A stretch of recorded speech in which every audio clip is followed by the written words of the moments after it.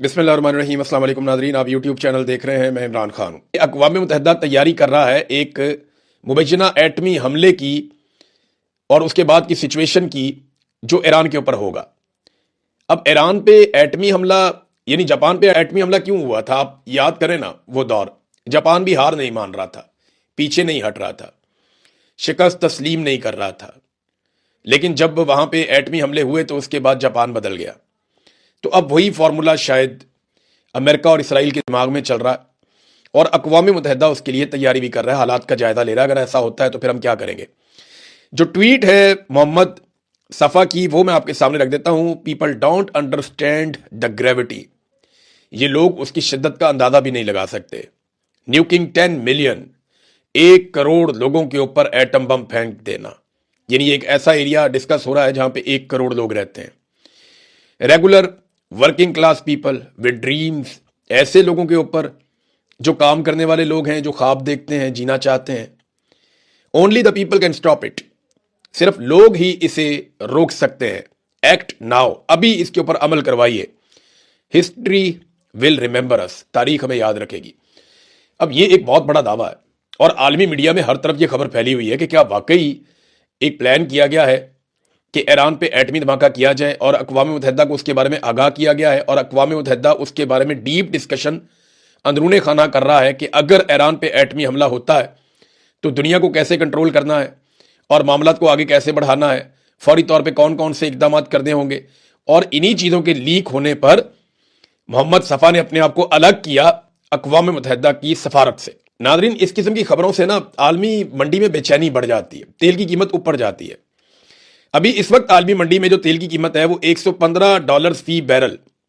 लेकिन आपको एक बात बताऊं, आज भी इमरान खान के दौरे हुकूमत से आलमी मंडी में तेल सस्ता है, आज भी सस्ता है। इमरान खान साहब $120 फी बैरल पे जब तेल था आलमी मंडी में तो 150 रुपए का बेच रहे थे और आज 115 रुपए का फी बैरल है। और शहबाज शरीफ 325 रुपए का पेट्रोल और इससे भी महंगा डीजल बेच रहा है। और वो कौम पे एहसान भी चढ़ा रहा है कि मैंने कौम पे बड़ा एहसान किया, मैं सस्ता बेच रहा हूं, मैं बोझ उठा रहा हूं। बोझ तो सारा कौम के ऊपर लादा हुआ है। और वो लोग जो इमरान खान के दौर में पेट्रोल को बहुत महंगा कहते थे, वो आज पेट्रोल को बहुत सस्ता कहते हैं और मौजूदा हुकूमत की तारीफ करते हैं। कैसे कहते हैं, नमूने जो हैं वो बेनकाब हुए हैं। अब ये जो जहाज निकाले गए हैं आबना हुर्मुज़ में से, रोजाना 2 जहाजों की बात इसहाक डार ने की है। ये बात डोनाल्ड ट्रंप ने दावा किया कि ये जहाज अमेरिका के लिए है, ईरान का तोहफा है। लेकिन इसहाक डार ने बताया नहीं कि पाकिस्तानी झंडे लगे हुए जहाज जो निकले हैं, ईरान ने भी इसके ऊपर कोई वादे मौक़िफ़ नहीं दिया। ईरानी सहाफ़ी से बात कर रहे हैं, कुछ जर्नलिस्ट, समीना पाशा साहिबा ने भी की, तो वो ये दावा कर रहे हैं सहाफ़ी कि ये तो पाकिस्तान के लिए हमने फैसिलिटेट किया है। अब पाकिस्तान किसी और को दे रहा है तो पाकिस्तान की मर्जी है। देखें ना, पाकिस्तान में पेट्रोल की कीमतें आप बढ़ा रहे हैं कि जनाब पेट्रोल नहीं आ रहा, और साथ आप दावा कर रहे हैं जनाब हमारे तो कंटेनर लगे हुए हैं लाइन में, रोजाना की बुनियाद पर हमारे टैंकर आ रहे हैं पानी में से निकल के आपने हुर्मुज़ में से। तो वो आप किसके लिए दुनिया का भला करने जा रहे हैं? पाकिस्तानियों का भला तो पहले कर दीजिए। डिप्टी वजीर आजम इसहाक डार साहब, पहले आप ये बताइए कि ये पेट्रोल है किसका और ईरान ने ये किसके लिए दिया है। क्या ईरान ने ये पाकिस्तान के लिए दिया है या ईरान ने किसी और मुल्क के लिए दिया है या पाकिस्तान की सिफारिश पे दिया है? तो जो ईरानी जर्नलिस्ट हैं वो ये कह रहे हैं कि अमेरिका को शर्म आनी चाहिए, उन्हें माफी मांगनी चाहिए। ये हमने पाकिस्तान को फैसिलिटेट किया है। लेकिन पाकिस्तान को अगर फैसिलिटेट किया है तो पाकिस्तान की आवाम को फायदा होना चाहिए ना। पाकिस्तान की आवाम की तो कमर तोड़ी हुई है इस वक्त मौजूदा सरकार ने। अच्छा, ट्रंप ने एक बात साफ कह दी है। देखिए, ट्रंप का ये बड़ी खूबी है ट्रंप की, वो साफ बात कर देता है। उसने कहा जी कि वो ईरानी तेल पर कब्जा करना चाहता है। मैं चले बीबीसी की खबर आपको बताता हूं कि एक्चुअली डोनाल्ड ट्रंप ने कहा क्या। ये आप सुनेंगे तो आपको आइडिया हो जाएगा कि असल प्लान था क्या। डोनाल्ड ट्रंप ने कहा कि सच ये है कि मेरा पसंदीदा ऑप्शन ये है कि ईरान का तेल ले लिया जाए, उस पर कब्जा कर लिया जाए। लेकिन अमेरिका में कुछ बेवकूफ लोग कहते हैं कि आप ऐसा क्यों करेंगे। वो बेवकूफ लोग हैं। ट्रंप ने कहा कि इस इकदाम का मतलब खारक जजीरे पर कंट्रोल हासिल करना भी हो सकता है, वहां पे कंट्रोल भी कर सकते हैं। तो आप डोनाल्ड ट्रंप की ख्वाहिश चेक करें ना कि खारक जजीरे पे कब्जा कर लो, उसको तबाह कर दो, ईरानी तेल के ऊपर कब्जा कर लो।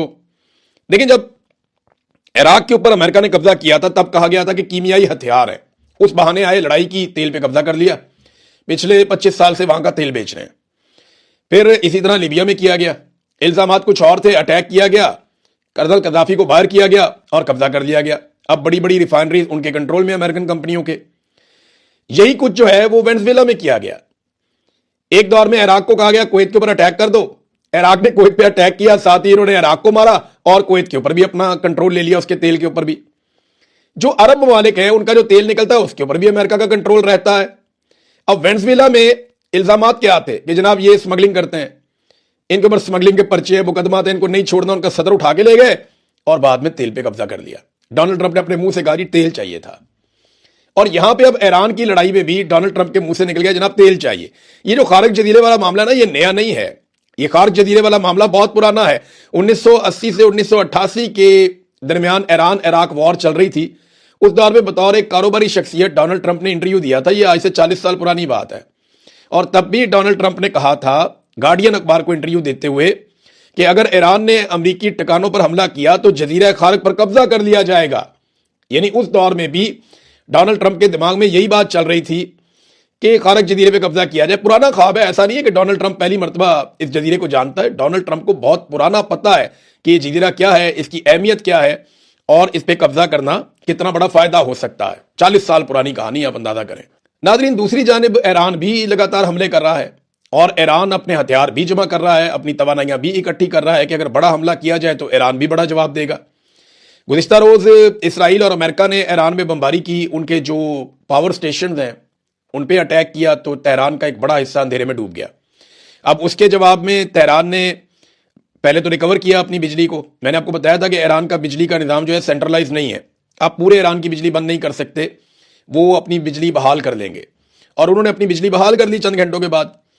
और उसके जवाब में ईरान ने हीफा ऑयल रिफाइनरी जो इसराइल में है उसको तबाह कर दिया। उस पर बहुत बमबारी की है, पूरी तबाह तो नहीं हुई लेकिन उसका एक पोर्शन जो है वहां पे आग लगी हुई है अभी तक।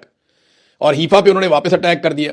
कुवैत के अंदर उन्होंने अटैक किया। कुवैत में एक डीसैलिनेशन प्लांट है, उसको जुज़वी तौर पे तबाह किया। एक भारतीय शख्स भी वहां पे जाँ बहक हो गया। तो कुवैत के अंदर ये डैमेज हुआ है, उसके लिए एक नई मुसीबत बन गई है क्योंकि कुवैत अपने पानी का लगभग 90% डीसैलिनेशन से हासिल करता है। वहां पे वो ऐसा नहीं है कि पानी के चश्मे बह रहे हैं या ज़ेरे ज़मीन कोई मीठा पानी मिल जाता है, ऐसे नहीं है। उन्हें पानी को करामत बनाना पड़ता है, समंदर के पानी को। तो वो प्लांट अगर तबाह हो जाते हैं मुकम्मल तौर पे तो फिर वहां पीने के लिए पानी भी नहीं होगा। ये बड़ी अजीबोगरीब सिचुएशन है। उधर हिजबुल्लाह ने दावा किया है कि उन्होंने अब तक, जब से लबनान के ऊपर इसराइल ने अटैक किया हुआ है रमज़ान के दिनों में, तब से अब तक उन्होंने 114 इसराइली टैंक तबाह कर दिए हैं। वहां पे पहली मर्तबा हिजबुल्लाह इसराइल को इतना बड़ा चैलेंज दे रहा है और वजह यही है कि ईरान ने सबका चाका खोल दिया है।